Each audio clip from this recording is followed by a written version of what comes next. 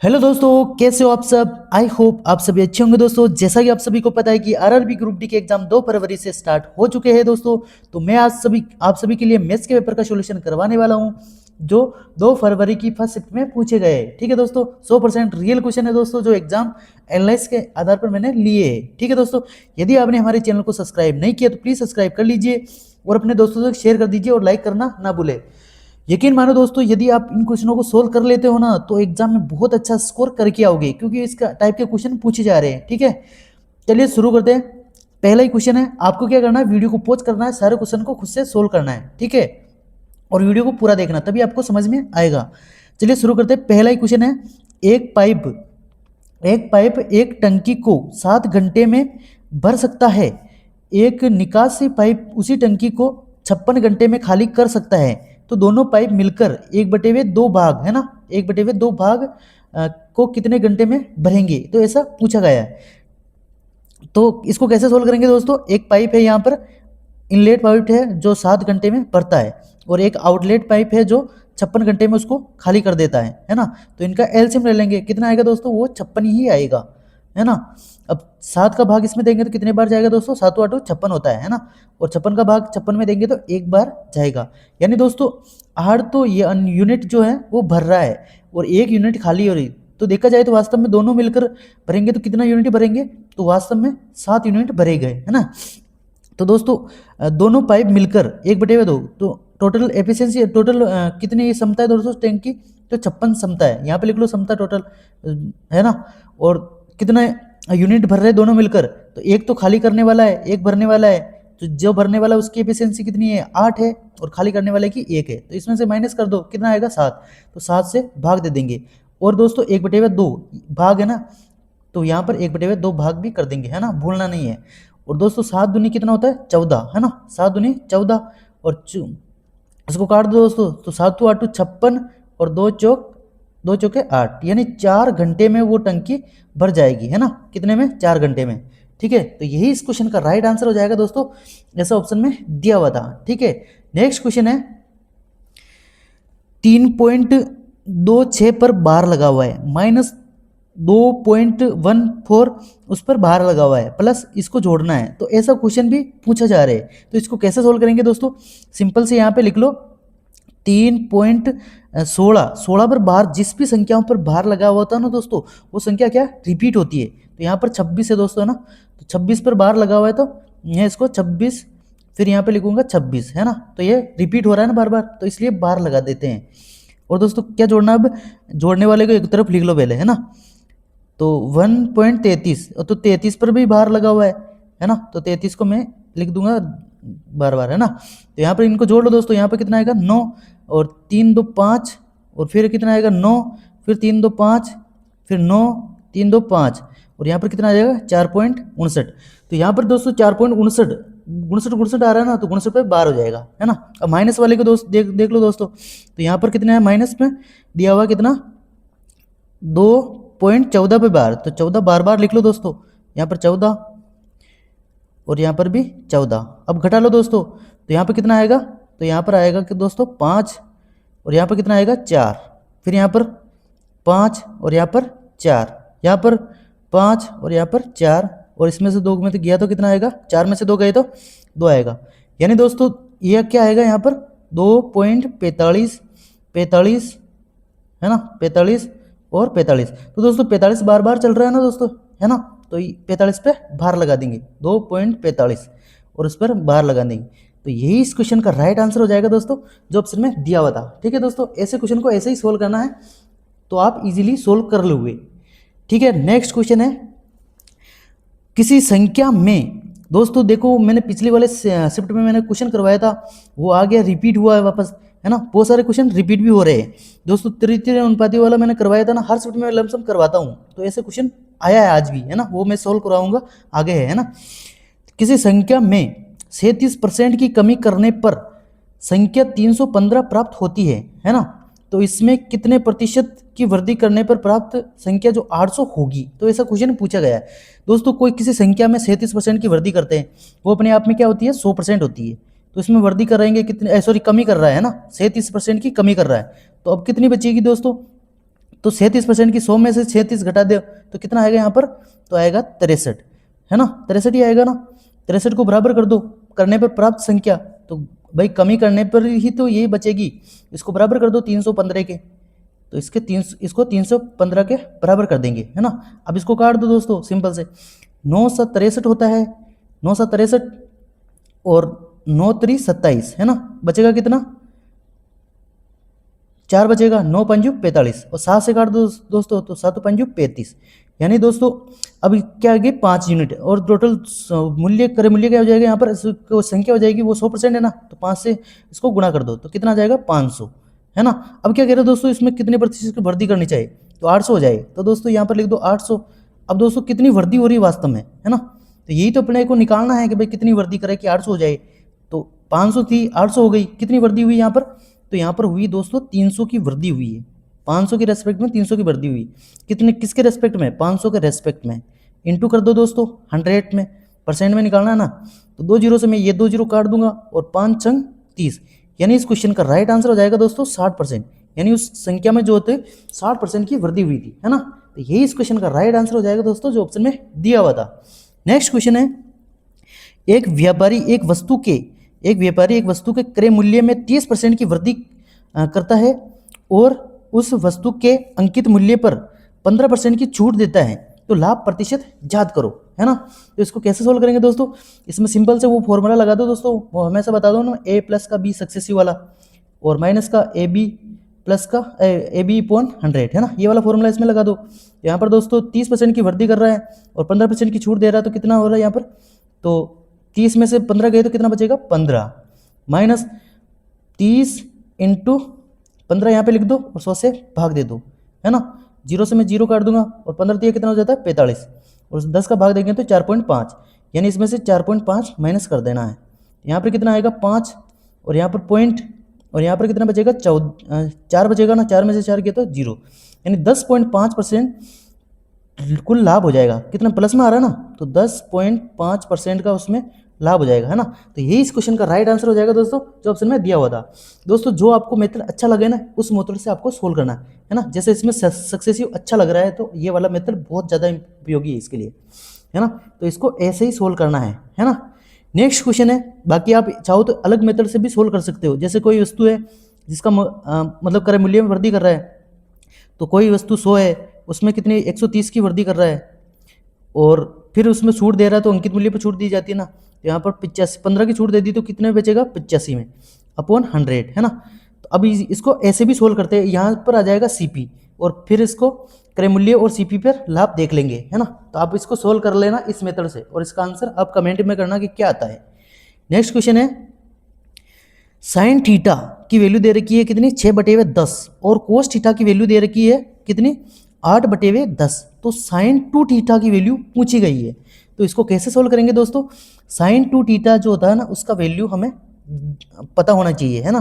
तो sign 2 theta बराबर कितना होता है दोस्तों, तो वो होता है 2 sine theta into cos theta, है ना, तो ये इसके बराबर होता है साइन 2 थीटा, है ना। तो यहाँ पर मान रख दो दोस्तों सिंपल से, यहाँ पर 2 दिया हुआ है और साइन थीटा की वैल्यू दे रखी है 6/10 और कोस थीटा की वैल्यू दे रखी है कितने गुणा में, तो वो 8/10 दे रखा है ना। अब सिंपल से इसको काट दो, 2 से काटूंगा 2 पंजे 10 और 2 से काटूंगा 2 तिया 6 और 2 पंजे 10। अब इसको गुणा कर लो दोस्तों सिंपल से, 8 तरी 24, तो यहाँ पे ऊपर आएगा 24 और बटेवे के नीचे आएगा 5 पंजे 25, है ना।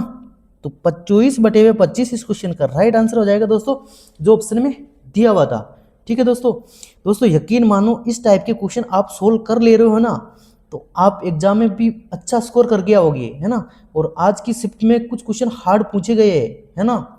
तो अब उन क्वेश्चनों को देखकर ये मत सोचना कि भी सारे ही क्वेश्चन हार्ड होंगे, हाँ होंगे, लेकिन 2 से 3 क्वेश्चन या 4 क्वेश्चन ऐसे होंगे जो कैलकुलेशन होगी उसमें हार्ड नहीं है, कैलकुलेशन होती है तो उसी को तो बोलते हैं हार्ड है, बाकी तो पेपर ईजी है क्वेश्चन, है ना। नेक्स्ट क्वेश्चन है, देखो दोस्तों इसमें आपको फॉर्मूला पता होता तो आप सेकंडों में नहीं कर लेते, यदि आपको फॉर्मूला नहीं पता होता तो आप नहीं कर पाते, तो वो हार्ड बन जाता। नेक्स्ट क्वेश्चन है, ए और बी की वर्तमान आयु का अनुपात जो दिया हुआ है कितना,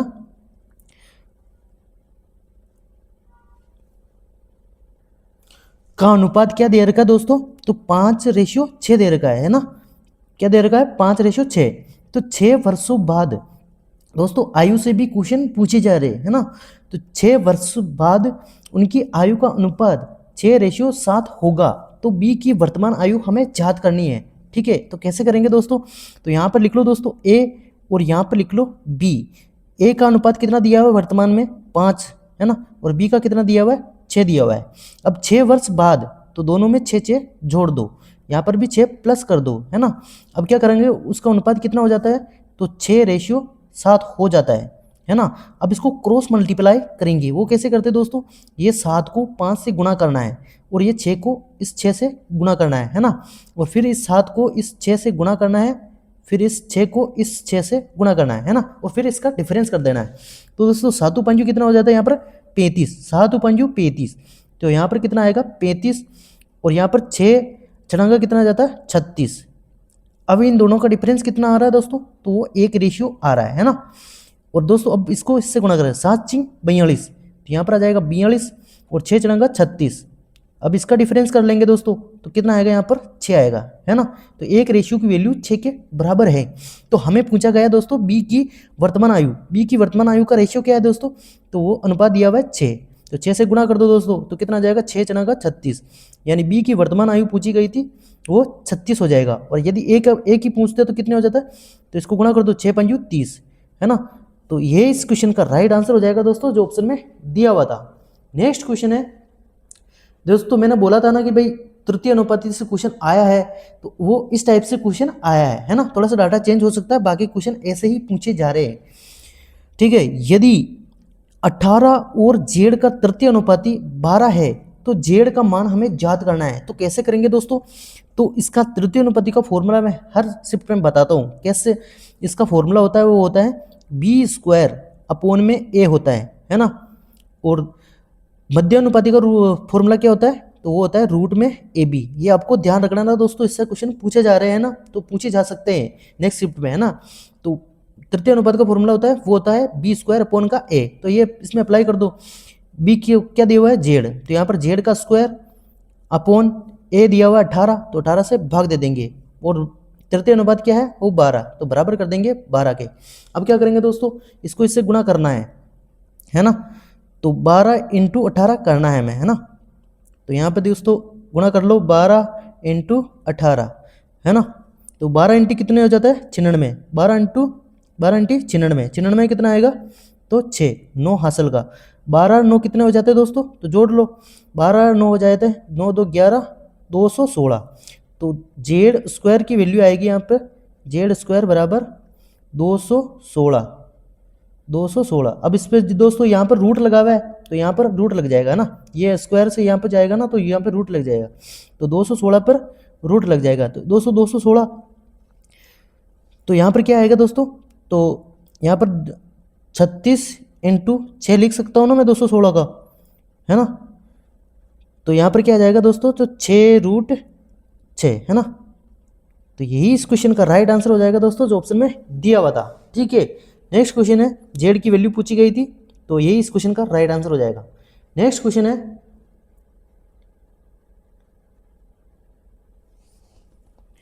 ए और बी किसी काम को 10 दिन में और 20 दिन में क्रमशः पूछा है दोस्तों, ए और बी, है ना। ए तो 10 दिनों में कर सकता है और बी जो है 20 दिनों में पूरा कर सकता है। तो दोनों 5 दिन तक एक साथ काम करते हैं, फिर एक काम छोड़ देते हैं, है ना। तो शेष काम को बी अकेला कितने दिनों में करेगा, तो ऐसा क्वेश्चन पूछा गया है। टाइम एंड वर्क से 2 क्वेश्चन आ रहे हैं, है ना। तो यहाँ पे लिख लो दोस्तों, ए कितने दिन में कर रहा है, तो 10 दिन में कर रहा है, और बी कितने दिन में कर रहा है, तो 20 दिन में कर रहा है। दोनों का एलसीएम ले लो, जो टोटल वर्क के बराबर होता है ना। तो दोस्तों एलसीएम आ जाएगा इसका 20, तो ये इसको इससे भाग देने के, तो 10 दूना 20 2 बार जाएगा, और 20 का 20 में 1 बार भाग जाएगा। ये इनकी एफिशिएंसी आ चुकी है ना। तो दोस्तों अब आगे पूछा गया है कि भाई दोनों मतलब 5 दिन तक दोनों एक साथ काम करते हैं। तो दोस्तों 2 और 1 3, है ना, और 5 दिन तक करते हैं, तो टोटल कितना वर्क हो चुका है, 5 या 15 वर्क तो हो चुका है। बचा कितना, टोटल वर्क है 20, 15 हो चुका है, तो बचेगा कितना 5। अब कौन करेगा दोस्तों, ए तो छोड़कर चला गया, अब बचेगा बी की एफिशिएंसी कितनी है 1 से भाग दे देंगे, तो हमारा आंसर आ जाएगा दोस्तों 5 दिन में, है ना। तो 5 दिन में बी अकेला उस काम को कर लेगा। यही इस क्वेश्चन का राइट आंसर हो जाएगा दोस्तों, ठीक है, जो ऑप्शन में दिया हुआ था। नेक्स्ट है दोस्तों, इस टाइप के क्वेश्चन भी पूछे जा रहे हैं जो विभाजकता होगी ना दोस्तों, 2 की विभाजकता, 3 की विभाजकता, 5 की विभाजकता, है ना, 4 की विभाजकता और 8 की विभाजकता और 9 की विभाजकता, 11 की विभाजकता, 13 की विभाजकता। तो विभाजकता भी से भी क्वेश्चन पूछे जा रहे हैं, है ना। तो इसको कैसे सोल्व करेंगे दोस्तों, ये दिया हुआ है 1,30,900 निम्न में से किस संख्या से विभाजित नहीं है, ऐसा पूछा गया है। तो दोस्तों हमें पता है कि जिस ये संख्या है 0 लगा हुआ है यहाँ पर और 2 है, तो दोस्तों ये इससे डिविजिबल है ना, इससे डिविजिबल है ये वाली संख्या, क्योंकि 0 से 0 कट जाएगा और 2 से भी कट जाता है।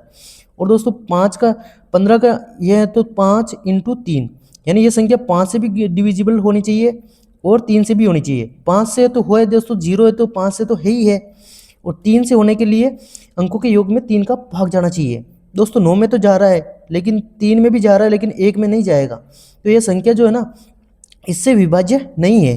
तो यही पूछा गया था दोस्तों। 25 से है, क्योंकि 25 जो 100 से चला जाता है, तो यहाँ पर 2 0 है ना दोस्तों, तो ये 25 से भी कट जाएगी। और दोस्तों 35 इससे भी कट जाएगी, 5 से जा रही है। अब 7 से देख लो, 7 एकम 7 बचेगा कितना, 6, और 7 8 56 बचेगा 4, और 7 7 49। तो ये 7 से भी जा रही है, 5 से भी जा रही है, तो इससे जा रही है, और 25 से भी जा रही है, और 20 से भी जा रही है, लेकिन 15 से नहीं जा रही है ना। तो यही इस क्वेश्चन का राइट आंसर हो जाएगा दोस्तों, जो ऑप्शन में दिया हुआ था, ठीक है। नेक्स्ट क्वेश्चन है दोस्तों, प्लीज़ आपने यदि हमारे चैनल को सब्सक्राइब नहीं किया तो प्लीज़ सब्सक्राइब कर लीजिए। आप सभी के लिए बहुत मेहनत की जा रही है ना, तो थोड़ी सी मेहनत आप कर दीजिए, वीडियो को लाइक कर दीजिए और चैनल को सब्सक्राइब कर लीजिए। आपको डेली अपडेटेड वीडियो मिलते रहेंगे, है ना। नेक्स्ट क्वेश्चन है, और दोस्तों इन क्वेश्चनों को सोल्व कर लेते हो तो आपकी मेहनत बहुत अच्छी है, इसका मतलब, है ना। तो आप ये मत सोचो कि भाई ईजी है या हार्ड है, बस आप सोल्व कर लेने चाहिए।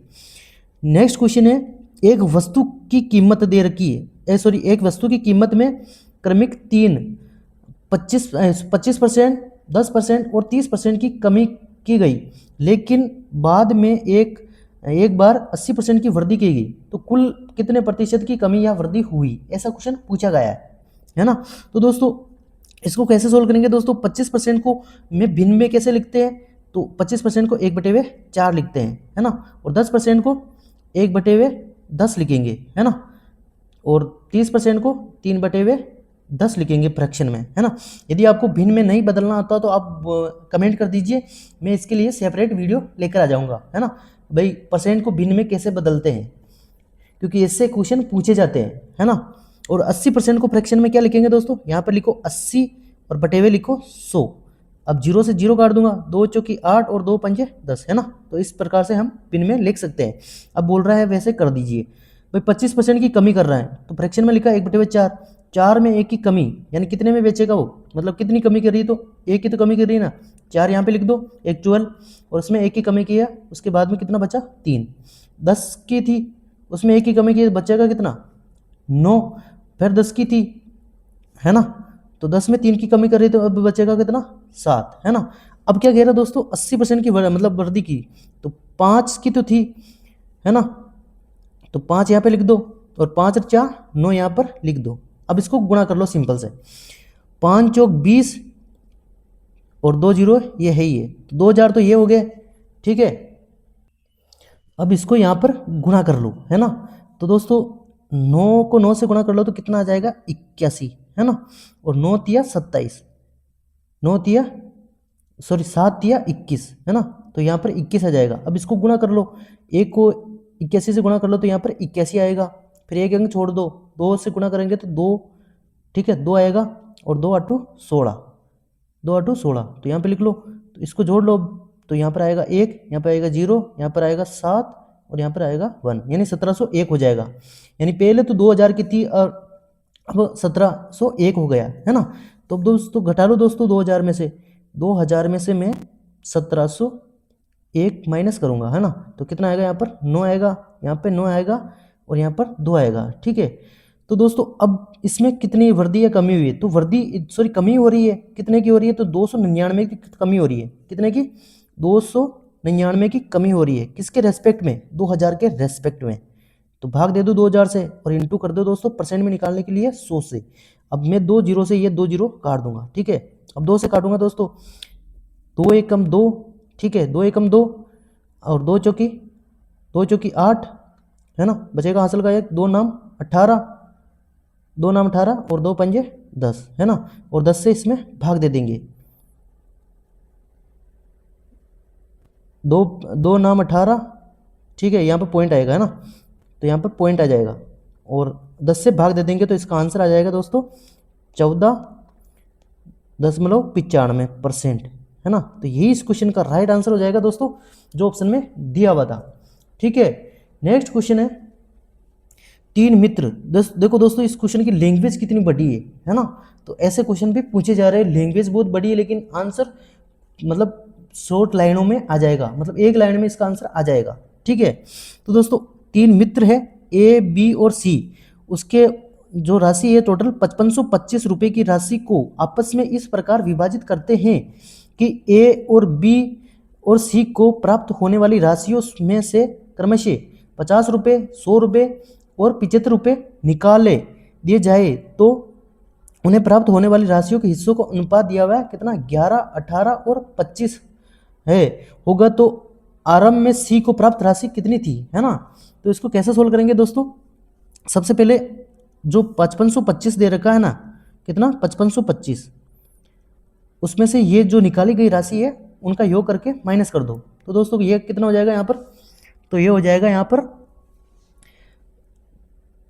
पे हो जाएगा दोस्तों, ये कितना हो जाएगा 150, है ना। 150 और 150 तो ये हो गया ना 50, 50 प्लस का 100 और ये 75 इसमें जोड़ दो तो यहाँ पर आ जाएगा 5, 7 5 12, हासिल का 1 तो 225, 225 इसमें से माइनस कर लो 225, तो माइनस करेंगे तो हमारा यहाँ पर क्या आएगा दोस्तों, तो यहाँ पर 0, यहाँ पर भी 0, यहाँ पर 3 और यहाँ पर 5, तो ये निकालने के बाद ये राशि बचेगी, ठीक है।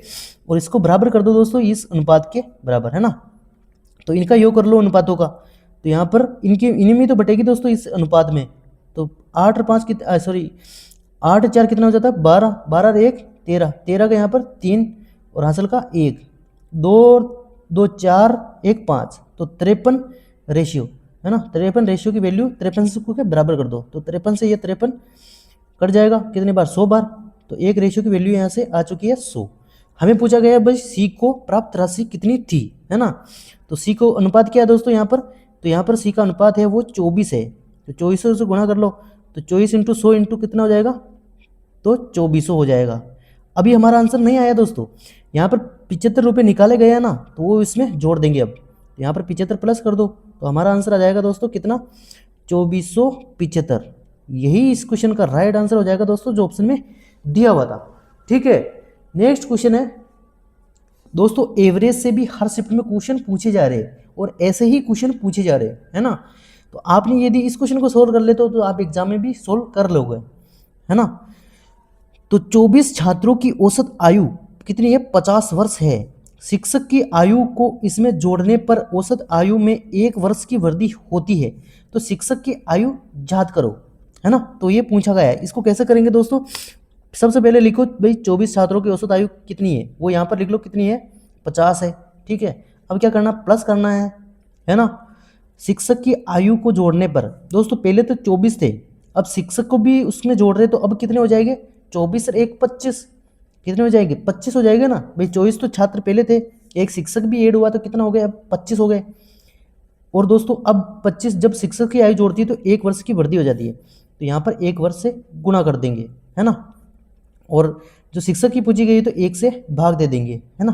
तो अब आगे सोल्व कर लो, यहाँ पर कितना हो जाएगा, 50 तो ये हो गया और 25 से 1 से गुणा करो कितना हो जाएगा 25, है ना। तो 50 प्लस का 25 इसको जोड़ दो तो यहाँ पर आ जाएगा 5 और 2 7, यानी 75 वर्ष शिक्षक की आयु हो जाएगी। यही इस क्वेश्चन का राइट आंसर हो जाएगा दोस्तों, जो ऑप्शन में दिया हुआ था।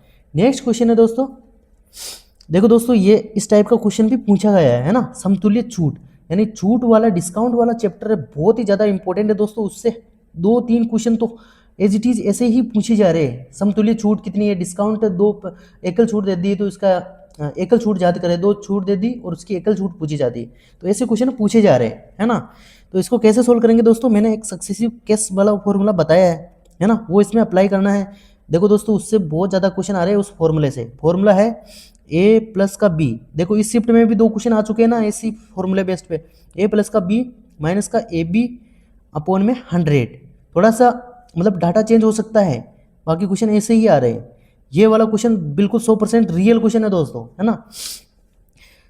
20% की ऐसा ही डाटा था इसमें, है ना। बाकी तो क्वेश्चन में थोड़ा सा डाटा चेंज हो सकते हैं, बाकी इसमें डाटा ऐसा ही था, है ना। तो 20% के देखो दोस्तों, पहले तो इसका दोनों का निकाल लेंगे। यहाँ पे 20 प्लस का 5 कितना हो जाएगा 25। यहाँ पे 25 लिख लो। फिर 25 इंटू 20 इंटू 5 करेंगे तो कितना हो जाएगा 100। और 100 में 100 का भाग दे देंगे ना, ये वाला फॉर्मूला अप्लाई करेंगे तो ये कट जाएगा एक बार। एक इसमें से घटाएंगे तो बचेगा कितना 24 बचेगा। फिर वापस 24 और 19 का एकल छूट निकाल लो, है ना। तो यहाँ पर माइनस कर लो और यहाँ सॉरी यहाँ पर प्लस कर दो और यहाँ पर माइनस लगा दो। 24 गुणे में 19 और डिवाइड कर दो 100 से। तो यहाँ पर जोड़ेंगे तो कितना आएगा 9 और 4 कितना हो जाएगा 13। हासिल का 1 2 2 4 43। माइनस करेंगे, इसको गुणा करने के लिए दोस्तों हम क्या करेंगे, यहाँ पर 24 तो 24 लिख दो, ठीक है। और यहाँ पर 20 माइनस 1 लिख सकते हैं ना भाई 19 को। भाई 20 में से 1 घटाएंगे तो 19 ही आएगा ना। अब गुणा कर लो, कितना आएगा 24 गुना 48 यानी 480 तो यहाँ पे हो गया। और यहाँ पर 24 माइनस के 24 तो इसमें से घटा लो तो हमारा आंसर आ जाएगा। इसमें से गुणा करेंगे तब घटाएंगे तब, है ना। तो यहाँ पर आ जाएगा 6 और यहाँ पर कितना बचेगा 7, है ना। यहाँ पर 7 में से 2 गए तो 5, ठीक है। और यहाँ पे कितना आ जाएगा दोस्तों, तो 456 और 100 का भाग दे देंगे तो 4.56 आ जाएगा। तो 4.56 इसमें से माइनस कर लेंगे, है ना। यहाँ पर आया तो 4.56, ये इसमें से घटा लेंगे तो यहाँ पर आएगा दोस्तों हमारा आंसर कितना आ जाएगा। यहाँ पर आएगा 4, यहाँ पर कितना आएगा दोस्तों 9, है ना। 9 में से 5 गए तो कितना बचेगा 4, ठीक है। और यहाँ पर कितना बचेगा 12, है ना। तो यहाँ पर 8 आएगा, 8 ही आएगा ना। और यहाँ पर कितना हो जाएगा 3, यानी 38.44% का एकल छूट हो जाएगी। कितना 38.44% इस क्वेश्चन का राइट आंसर हो जाएगा दोस्तों, जो ऑप्शन में दिया हुआ था, ठीक है। नेक्स्ट क्वेश्चन है, ये देखो दोस्तों सही है ना एकदम करेक्ट। तो ऐसे ही सोल्व करना था, ठीक है। नेक्स्ट क्वेश्चन है, एक वृत्त का क्षेत्रफल कितना दिया हुआ है दोस्तों 2464 सेंटीमीटर स्क्वायर में है। उस वृत्त का क्षेत्रफल ज्ञात करो जिसकी भुजा वृत्त की त्रिज्या की आधी है। तो ऐसे भी क्वेश्चन पूछे जा रहे हैं दोस्तों। इसमें क्या करेंगे दोस्तों, इसको हम शॉर्ट मेथड से करेंगे, बाकी तो आप सोल्व करना जानते हैं ना, ठीक है। तो इसको कैसे सोल्व करेंगे दोस्तों, यहाँ पर दोस्तों जब रेडियस जो त्रिज्या जो होती है वो 7 होती है तो एरिया कितना होता है वो 154 सेंटीमीटर स्क्वायर होता है ना। जब त्रिज्या 14 होती है तो एरिया होता है 616, ठीक है। ये आपको ध्यान रखना है, रट लो दोस्तों, टेबल के सामने आप चिपका लो इसको लिख के, है ना। तो ऐसे इससे क्वेश्चन इजीली बन जाते हैं। जब रेडियस 21 दे रखी है तब क्षेत्रफल वो होता है 1386 होता है ना। और जब रेडियस 28 होती है तो हमारा जो क्षेत्रफल होता है वो 2464 होता है। तो 2464 क्षेत्रफल दिया हुआ है तो रेडियस कितनी हो जाएगी, यहाँ पर रेडियस हमारी हो जाएगी वृत्त की कितनी हो जाएगी, वो हो जाएगी 28। अब क्या पूछ रहा है दोस्तों, उस वृत्त का क्षेत्रफल ज्ञात करो जिसकी भुजा वृत्त की त्रिज्या के आधी है। वृत्त की त्रिज्या कितनी है, तो वो 28 है। 28 का आधा कितना हो जाएगा, तो 28 का आधा हो जाएगा 14, है ना। अब हमें वृत्त का क्षेत्रफल पूछा गया है, तो वृत्त का क्षेत्रफल क्या होता है, वो होता है भुजा स्क्वायर। क्या होता है, भुजा स्क्वायर। तो भुजा आ चुकी है हमारे पास कितनी, वो 14 आ चुकी है। जो 14 का स्क्वायर करेंगे तो कितना हो जाएगा 196, यानी 196 इस क्वेश्चन का राइट आंसर हो जाएगा दोस्तों, ठीक है, सेंटीमीटर स्क्वायर। तो ये इस क्वेश्चन का राइट आंसर हो जाएगा दोस्तों, जो ऑप्शन में दिया हुआ था। बाकी वृत्त का क्षेत्रफल होता है वो होता है पाई आर स्क्वायर। इसमें मान रख दो 22/7 और आर स्क्वायर हमें याद करना है, उसको बराबर कर दो किसके 2464 के बराबर कर दो। अब काट दो 22 से, 11 से काटूंगा मैं, 11 दूना 22 और 11 दूना 22, यहाँ पर बचेगा कितना 2, 11 दूना 22 और 11 चौक 44, 2 से काट दो, 2 एकम 2, 2 एकम 2, 2 दूनी 4 और यहाँ पर 7 ये बटे हुए में है ना दोस्तों, तो यहाँ पर गुणा में हो जाएगा तो इसको गुणा कर दो, ठीक है। अब इसको तोड़ लो दोस्तों, तो 4 से मैं कट रहा है तो 4 से काटूंगा, 4 दूनी 8, ठीक है, 4 दूनी 8 बचेगा कितना 3, 4 बटा 32। तो यहाँ पर 4 कॉमन आ गया और यहाँ पर कितना आएगा 7 चौक 28 और 4, ठीक है, तो एक सात तो ये रहा, है ना, तो 7 का 7 यहाँ पर स्क्वायर है तो यहाँ पर रूट लग जाएगा, है ना, तो 7 का बाहर आ जाएगा 7, 4 का आ जाएगा 4, तो 7 चौक 28, यही तो हमने निकाला था भाई। देखो इतनी मेहनत करनी पड़ी हमें त्रिज्या निकालने के लिए, यदि आपको ये याद होता तो आप सेकंडों में कर लेते हो इस क्वेश्चन को, तो यही तो बन जाती है कैलकुलेशन वाले क्वेश्चन, है ना। तो ऐसे ही क्वेश्चन पूछे जा रहे हैं। नेक्स्ट क्वेश्चन है, एक यात्रा की कुल दूरी दे रखी कितनी 750 किलोमीटर है।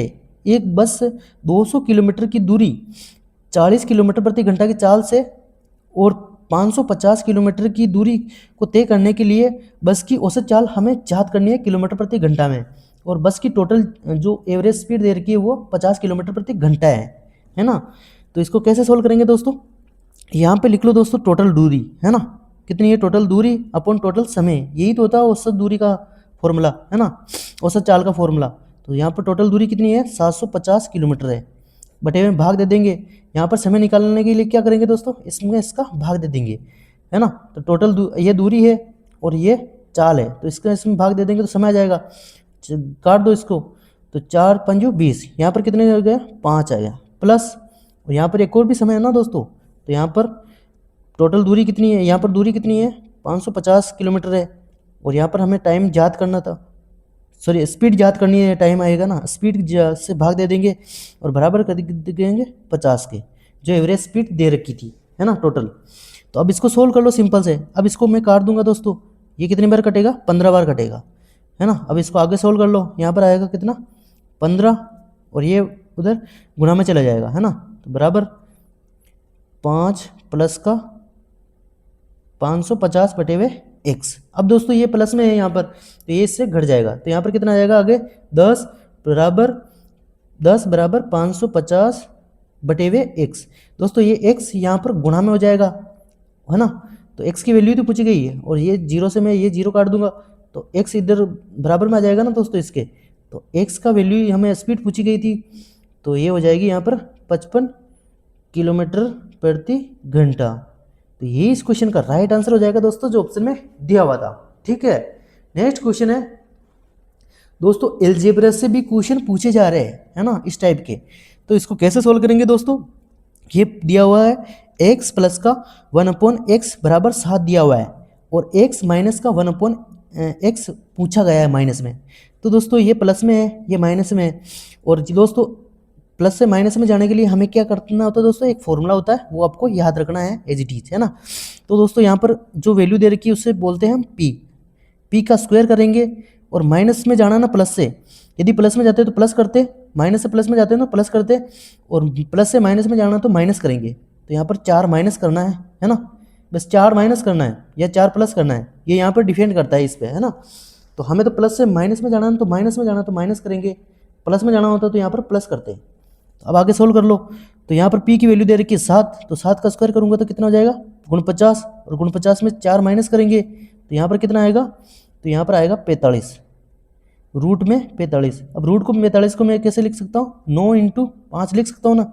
अब 9 का बार कितना आ जाएगा 3, कितना आ जाएगा 3, तो 3 रूट में 5, यही इस क्वेश्चन का राइट आंसर हो जाएगा दोस्तों, जो ऑप्शन में दिया हुआ था। दोस्तों इसमें स्क्वायर के फॉर्म में भी पूछा जा सकता है, ऐसी वैल्यू दे रखी होती है एक्स स्क्वायर माइनस का 1/x स्क्वायर, है ना, तो ऐसे भी क्वेश्चन पूछे जा सकते हैं।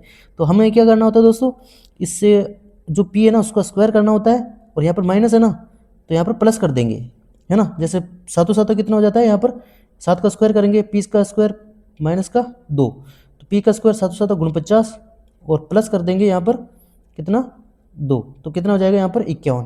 तो ऐसा पूछा जाता है तो इसका 51 हो जाता है ना। बाकी ऐसा क्वेश्चन पूछा गया है तो इसका आंसर हो जाएगा 3 रूट में 5, ये इस क्वेश्चन का राइट आंसर हो जाएगा। ठीक है, नेक्स्ट क्वेश्चन है, एक आदमी ने 1 रुपये में 16 वस्तुएं बेची और 25% का लाभ कमाया।